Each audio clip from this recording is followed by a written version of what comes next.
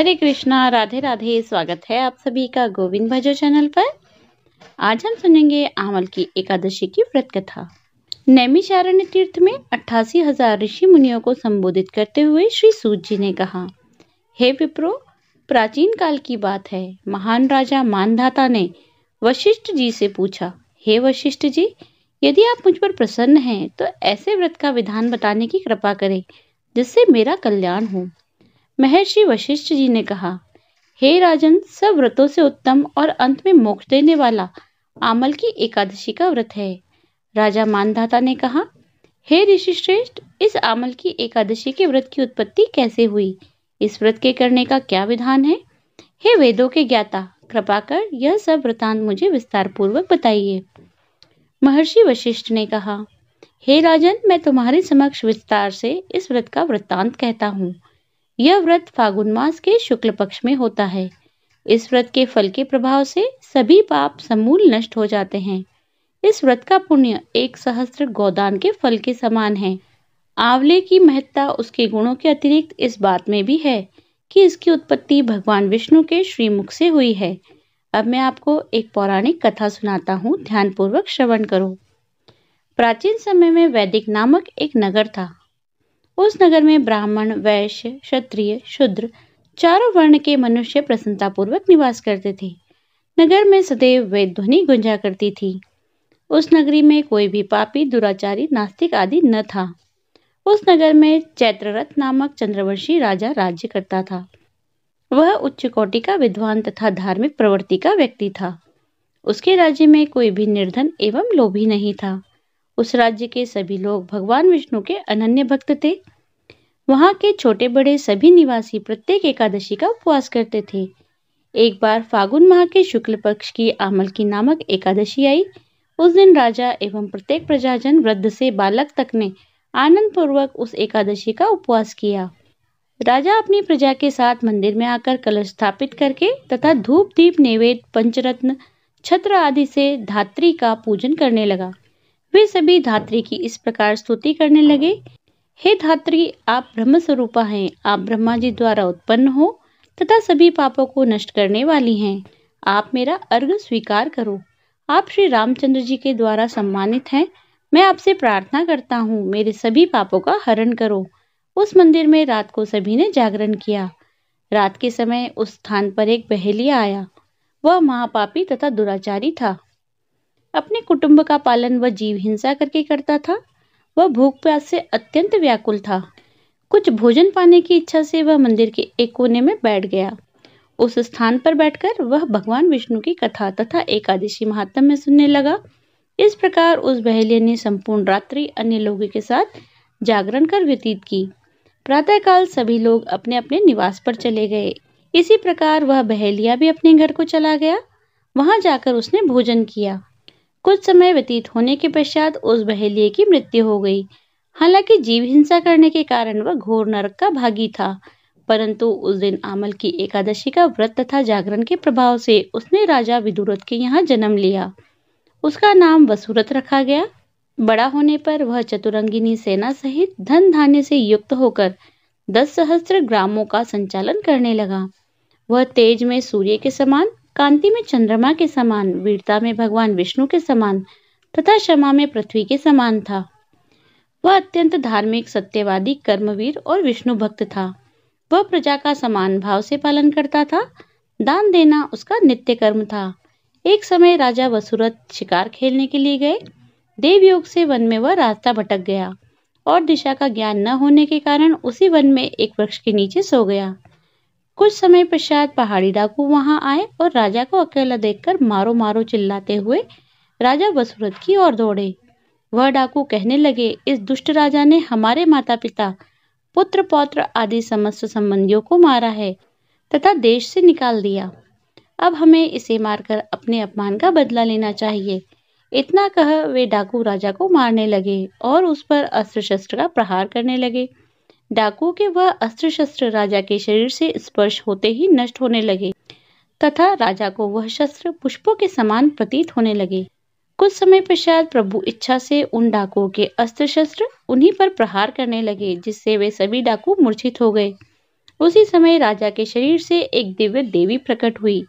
वह देवी अत्यंत सुंदर थी तथा सुंदर वस्त्रों तथा आभूषणों से अलंकृत थी। उसकी भ्रुकुटी टेढ़ी थी। उसके नेत्रों से क्रोध की भीषण लपटें निकल रही थी। उस समय वे लपटें काल के समान प्रतीत हो रही थी। उसने देखते ही देखते उन सभी डाकुओं का समूल नाश कर दिया। नींद से उठने पर राजा ने वहां अनेक डाकुओं को मृत पड़ा देखा। वह सोचने लगा, इन्हें किसने मारा? इस वन में मेरा कौन हितैषी रहता है? राजा वसुरथ ऐसा विचार कर ही रहा था कि उसी समय आकाशवाणी हुई, हे राजन, इस संसार में भगवान विष्णु के अतिरिक्त तेरी रक्षा कौन कर सकता है? इस आकाशवाणी को सुनकर राजा ने भगवान विष्णु को स्मरण कर उन्हें प्रणाम किया। तत्पश्चात अपने नगर को वापस आ गया और सुखपूर्वक राज्य करने लगा। महर्षि वशिष्ठ ने कहा, हे राजन, यह सब आमल की एकादशी के व्रत का प्रभाव था। जो मनुष्य एक भी आमल की एकादशी का व्रत करता है वह प्रत्येक कार्य में सफल होता है तथा अंत में वैकुंठ धाम को पाता है।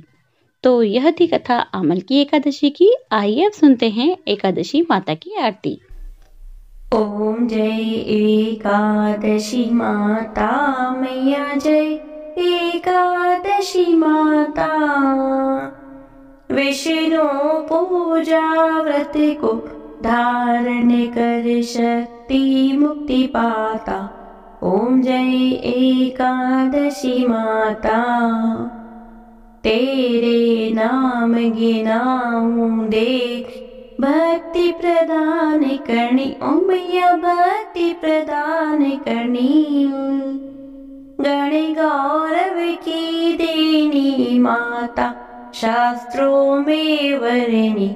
ओम जय एकादशी माता। मार्गशीर्ष के कृष्ण पक्ष की उत्पन्ना विश्वतारिणी जननी। ओम मैया विश्वतारिणी जननी। शुक्ल पक्ष में हुई मोक्षदा, शुक्ल पक्ष में हुई मोक्षदा, मुक्तिदाता बनी आई। ओम जय एकादशी माता। पोष के कृष्ण पक्ष की सफला नामक है। ओम मैया सफला नामक है। शुक्ल पक्ष में होए पुत्रदा, शुक्ल पक्ष में होए पुत्रदा, आनंद अधिक रहे। ओम जय एकादशी माता। नाम षट्टिला माघ मास में कृष्ण पक्ष आवे। ओम मैया कृष्ण पक्ष आवे। शुक्ल पक्ष में जया कहावे, शुक्ल पक्ष में जया कहावे, विजय सदा पावे।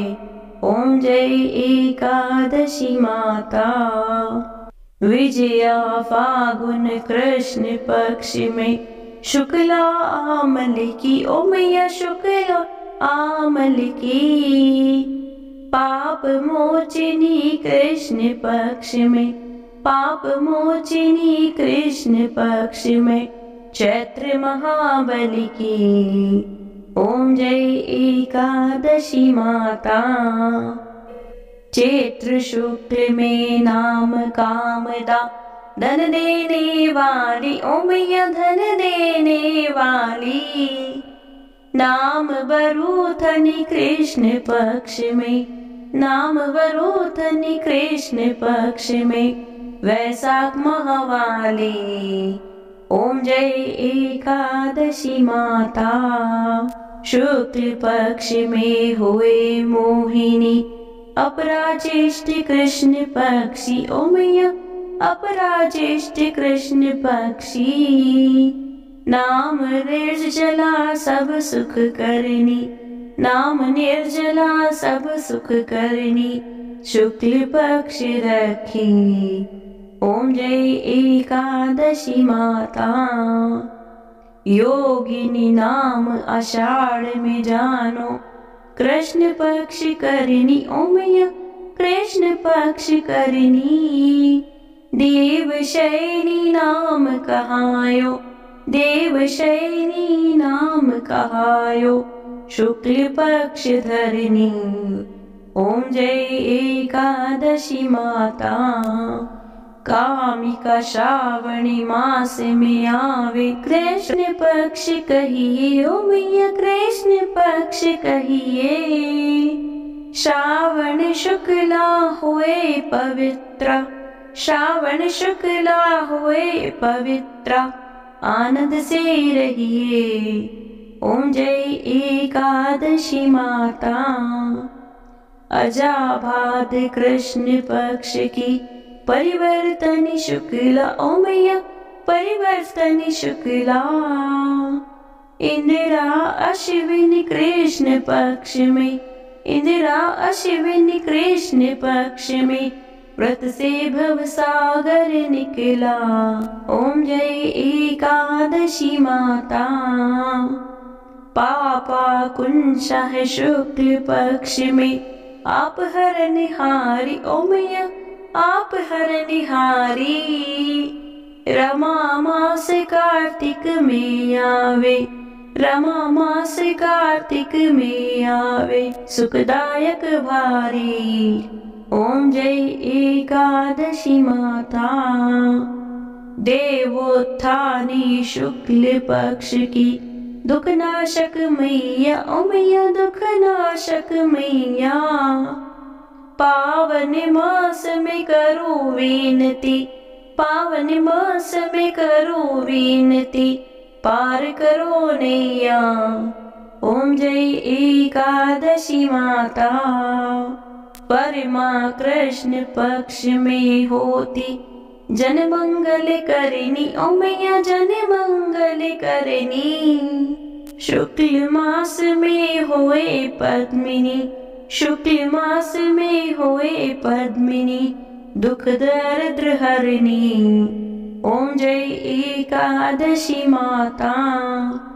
जो कोई आरती एकादशी की भक्ति सहित गावे, ओ मैया भक्ति सहित गावे। जन गुरु दीता स्वर्ग का वासा, जन गुरु दीता स्वर्ग का वासा, निश्चय वह पावे। ओम जय एकादशी माता। बोलो एकादशी मैया की जय, श्री बांके बिहारी लाल की जय। यदि आपको वीडियो अच्छी लगी हो तो लाइक कीजिए, ज़्यादा से ज़्यादा इसे शेयर कीजिए। यदि आप चैनल पर नए हैं तो चैनल को सब्सक्राइब कर लीजिए, बेल आइकन को प्रेस कर दीजिए जिससे आने वाले नए वीडियोस की नोटिफिकेशन आपको तुरंत मिल जाए। मिलती हूँ आपसे अगले वीडियो में, तब तक बने रहिए गोविंद भजो चैनल पर। हरे कृष्णा, राधे राधे।